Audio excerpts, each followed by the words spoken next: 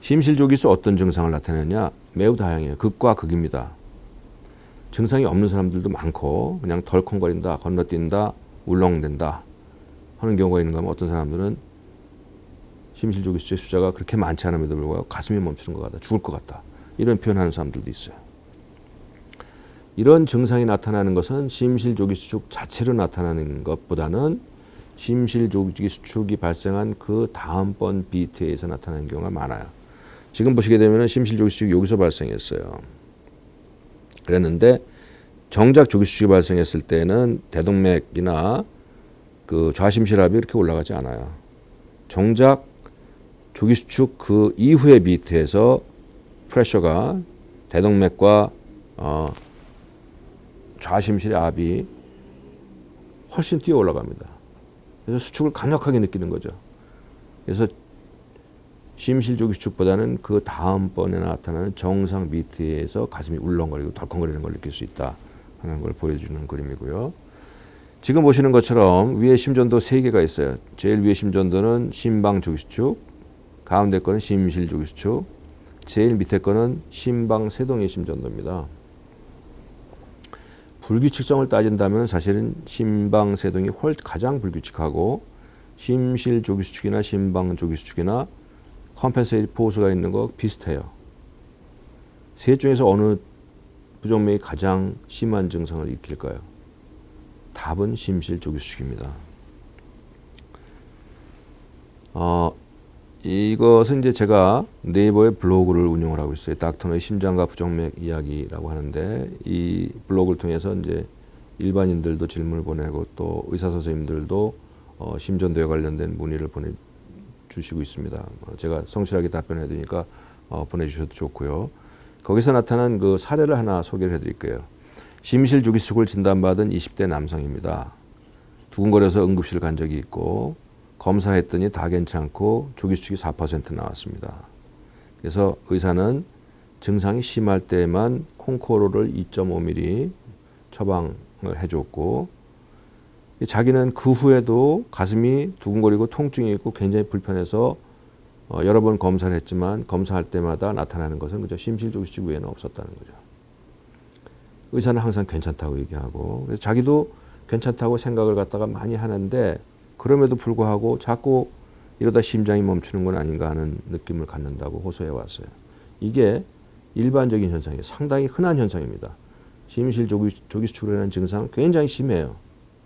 그래서 의사들이 처음에는 약도 써보고 이런저런 약도 써보지만 환자의 증상은 전혀 변하지 않고 더 심해져 가니까 이제는 좀 걱정도 되고 그 다음에 이제 환자를 어떻게 생각하냐면 이거는 뭐 공황장애나 아니면은 신경증이나 앵사이티나 이렇게 판단을 하고 정신과를 자꾸 돌려보내는 경향이 있어요. 심실조기수축은 언제 위험할까? 언더라잉 하트 디지가 있으면 위험합니다. 심실조기는 스펙트럼이 클리니컬 스펙트럼이 굉장히 다양하다고 그랬어요. 완전히 정상 심장에서 발생하는 심실조기수축이 있고 그냥 방치해도 아무런 문제 생기지 않는 심실조기수축이 있는가 하면은 그 심실조기수축이 심실빈맥, 심실세동으로 내려가서 서든 데스까지 스펙트럼이 굉장히 다양해요. 그래서 우리가 공부해야 되는 것은 어떤 경우가 위험하고 어떤 경우가 위험하지 않느냐를 찾아내는 게 굉장히 중요합니다. 심실조기수축 언제 위험하냐? 언더라잉 하트디스가 심하면 심할수록 위험해요. MI, 카디오마이파시, 하트 페일리어, 로우 이젝션 프랙션이 있는 경우에는 심실조기수축이 서든 데스로 넘어갈 가능성이 다분합니다. 지금 보시는 것처럼 또 연달아 나오면은 좀 걱정해야 돼요. 여기 이제 하나만 나왔죠? 여긴 2개 나왔죠? 여기 3개 나왔죠? 이때부터 이제 벤트리큘러 태키카르디아라고 그랬죠. 여긴 4개 나왔습니다. 근데 3개 나올 때까지만 해도 노멀 하트에 생기면은 이거는 괜찮다고 봐요. 물론 스트럭처 하트 디지가 있는 경우에 3개 나오면은 신경을 써야 됩니다. 근데 이제 4개까지 연달아 나오게 되면은 이때는 정상 심장인 사람에서도 이건 좀 걱정을 해야 되는 상황인 겁니다. 심실조기수축 언제 위험하냐? 컴플렉스 VPC가 있으면은 더 걱정해야 됩니다. 컴플렉스 VPC라고 그러는 건 이제 R1T가 있거나 커플 2개가 연달아 나오거나 멀티폼이거나 바이제미냐. 이건 옛날 얘기예요. 이 연구가 나온 건 1981년대예요. 이 저자들은 심근경색증을 앓은 환자에서 VPC가 발생하는데 VPC를 2군으로 나눴어요. 컴플렉스 VPC가 있는 군하고 없는 군으로 나눠가지고 5년 동안 팔로우업 했더니 서바이벌, 모탈리티 차이가 이렇게 현저하게 나타나는 걸 봤어요. 그래서 이런 경우 있으면 좋지 않다는데 지금은 이걸 그대로 적용하지 않습니다. 우선 컴플렉스 VPC라고 하는 정의조차도 없어졌고 이 시기는 PCI 하기 전의 시기예요. 그래서 지금 PCI 하고 났기 때문에 PCI를 통해서 서바이벌을 늘리고 있기 때문에 이 부정맥의 과거의 이 컴플렉스 VPC가 진짜 서바이벌에 영향을 주느냐는 지금은 그렇게 얘기할 수는 없어요. 다만 VPC가 자주 나오고 많이 나오고 복잡하게 나오면은 좀 좋지 않을 것이라는 것은 쉽게 상상할 수 있는 거죠. 빈도가 많으면 걱정해야 돼요. 이건 그 VPC가 있는 환자의 홀터 기록을 보여드리는 건데요. 이분에서는 VPC 자그마치 얼마큼 나왔냐면 54,000개가 나왔어요. 54,000개. 토탈 빗의 42%가 나왔습니다. 그러니까 거의 절반 정도가 절반에 약간 못 미칠 정도가 다 VPC라는 거죠. 뭐 당연한 얘기지만 VTEC 발생하는 것도 104회나 있었단 말이죠. 뭐 당연히 이런 사람은 걱정해야 돼요. 빈도가 많으면 왜 걱정하냐? 너무나 많이 나오게 되면 이게 좌심실 기능을 떨어뜨려요. 하트 페일리어 만듭니다. 하트 페일리어.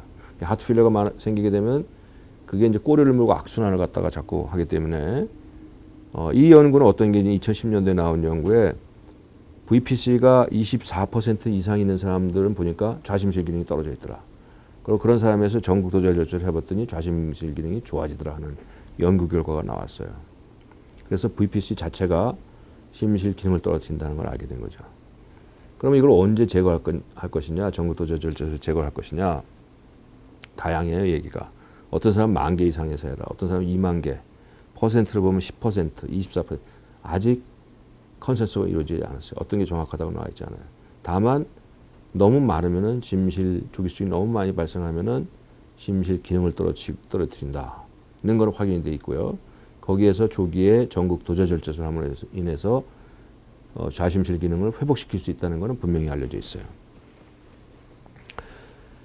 RNT 굉장히 위험한 겁니다. 이거는 지금 보시게 되면은 위에 그림도 QRS 정상 QRS 다음에 T웨이브 상의 VPC가 떨어졌죠. 두 번째는 보면은 QRS가 나오고 VPC가 나왔어요. 나오면서 순간적으로 ventricular fibrillation 발생했어요. 그래서 이런 RNT는 아주 주의해서 봐야 되는 것이고요. 이것 관련된 건 이 commercial codis라고 그러는 좀 재미난 현상이 있어요. 이건 뭐냐면은 야구나 뭐 골프공이나 아니면 뭐 축구공까지도 그런 적이 있었는데 심장을 외부에서 타격을 받으면은 그 타격에 의해서 사망할 수 있다는 게 밝혀진 게 있어요. 그래서 이걸 commercial codis라고 하고요. ventricular fibrillation triggered by chest impact induced abnormalities in repolarization. 이건 뭐냐면은 심 주기 중에서 T 웨이브가 나타나는 시점, 즉 RNT 비슷한 거죠. 이 시점에 공 같은 웨이브의 타격을 받게 되면은 그 타격에 의해서 좌심실의 압력이 갑자기 늘어나고 셀 멤브레인이 갑자기 스트레치되면서 리폴라리제이션과 관련된 부정맥이 발생해요. VF가 발생하는 거예요. 그래서 사망할 수 있다는 게 밝혀져 있는 겁니다. 그래서 이 그림을 보시게 되면은 위에 거는 이제 VPC 3개짜리, 그 밑에 거는 바이제미니가 나타나기 때문에 사실은 바이제미니보다는 VPC 3개가 연달아 나오면 VT가 더 예후가 좋지 않을 거로 생각을 하는데 이 VPC가 발생하는 시점이 T웨이브 상에 발생하기 때문에 이게 어느 순간에 저렇게 ventricular fibrillation으로 넘어갈 수 있어요. RNT가 이 그림입니다. 그래서 우리가 오늘 공부하고 있는 VPC가 빙산의 일각이다 이렇게 표현할 수 있어요. 그 안에는 뭐가 숨어 있냐면은 VT가 있을 수 있고 VF가 있을 수 있고 그걸로 인해서 sudden cardiac arrest, sudden cardiac death가 있을 수 있다.